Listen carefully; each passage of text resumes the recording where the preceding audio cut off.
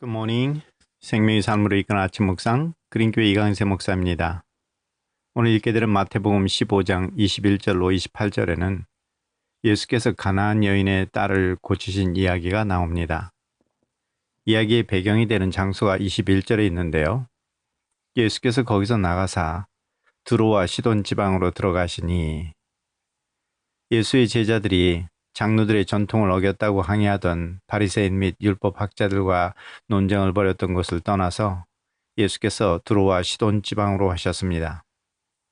두로와 시돈 지방은 이방인의 도시로 구약 성경에서는 우상 숭배와 관련해서 자주 등장하는 곳입니다. 이미 예루살렘에서 온 율법학자들과 부딪힌 예수께서 개의치 아니하시고 유대인들이 경멸하던 이방인의 도시로 가신 것입니다. 예수께서 제자들에게 권능을 주어서 보내실 때 마태복음 10장 5절에 따르면 이방인의 길로도 가지 말며 사마리아인의 고을에도 들어가지 말라 이렇게 말씀하십니다. 그랬던 예수께서 왜 그곳에 가셨는지 의문이 생기게 됩니다. 예수께서 두로와 시돈에 가신 이유는 세례자 요한을 죽인 헤롯의 통치권이 미치지 않는 지역으로 가셔서 이제 얼마 남지 않은 그 삶을 십자가를 향해 가시기 전에 제자 훈련에 좀 더 매진하기 위한 것이었는데요. 그런데 그곳에서 유대인들이 하나님의 백성이 아니라고 짐승처럼 취급했던 이방인 여인 한 사람이 예수께 나와서 큰 소리로 외칩니다. 22절입니다. 주 다윗의 자손이여 나를 불쌍히 여기소서. 내 딸이 흉악하게 귀신 들렸나이다. 사랑하는 딸이 귀신에 사로잡혀서 몹시 고생하고 있다고 고함을 치면서 아뢰고 있습니다. 근데 이 여인이 예수를 부르는 호칭이 매우 뜻밖인데요. 예수를 주 다윗의 자손이라 이렇게 부르고 있습니다. 이렇게 다윗의 자손이라고 부르는 것은 유대인의 신앙 가운데서 세상이 끝날에 다윗의 자손인 메시아가 나타나서 구원을 이루리라는 믿음에서 비롯된 것입니다. 그러나 이 여인은 유대인이 아닙니다. 이 여인을 마태복음에서는 가나안 여인이라고 설명하고 있고 마가복음에서는 수로 지방의 베니게족 속의 여인이라고 합니다. 우상을 섬기면서 딸을 고치기 위해서 갖은 노력을 기울였을 겁니다.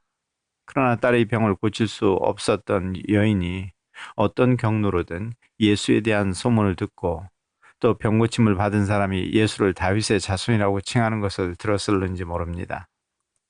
유대인과 이방인의 적대적인 관계를 잘 알고 있었을 이 여인은 자신의 요구가 거절될 수 있다고 하는 것을 아울러 잘 알고 있었습니다. 그럼에도 불구하고 예수께 나와서 자신을 불쌍히 여겨줄 것과 귀신 들린 자신의 딸을 고쳐달라고 요청하고 있는 것인데요.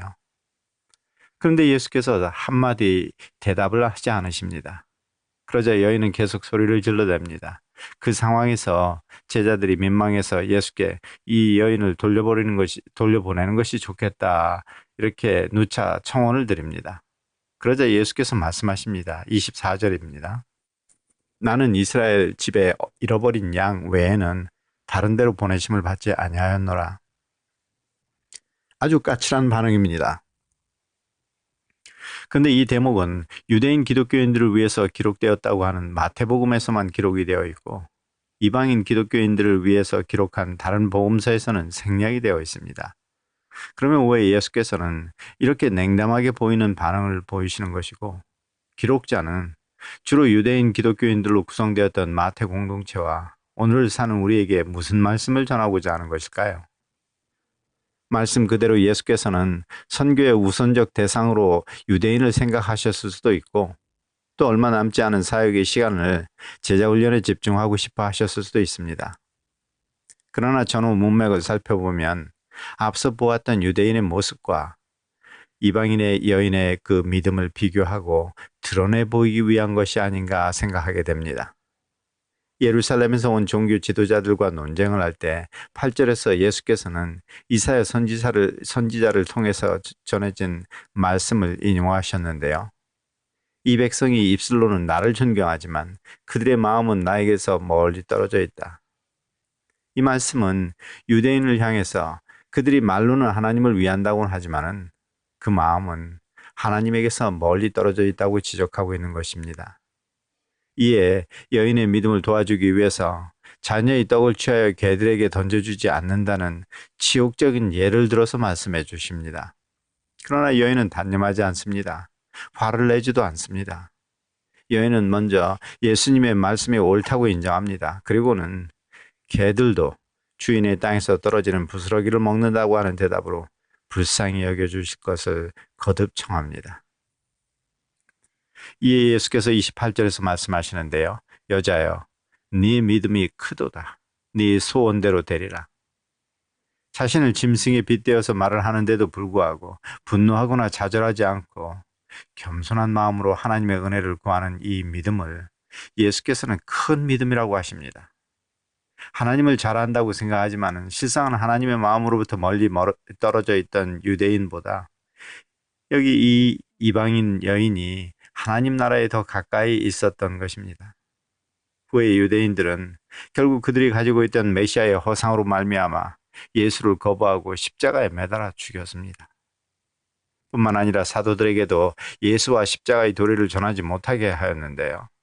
초기 기독교인들을 박해하는 자리에 맨 앞에 서 있던 바울은 훗날 빛으로 오신 예수를 만나서 삶이 바뀌고 이방인을 위한 사도가 되어서 복음을 전하게 됩니다.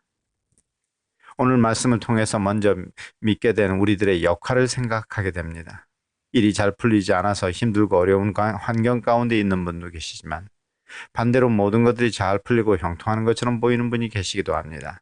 그런데 중요한 것은 모든 것들이 형통할 때 그것이 하나님의 은혜인 것을 알고 교만한 자리에 서지 않도록 하는 것입니다.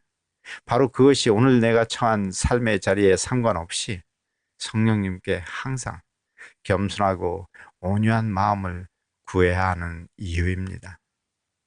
오늘도 그렇게 주님과 동행하면서 하나님의 마음을 헤아리고 하나님 나라의 큰 믿음으로 사시는 저와 여러분이 되기를 간절히 바랍니다.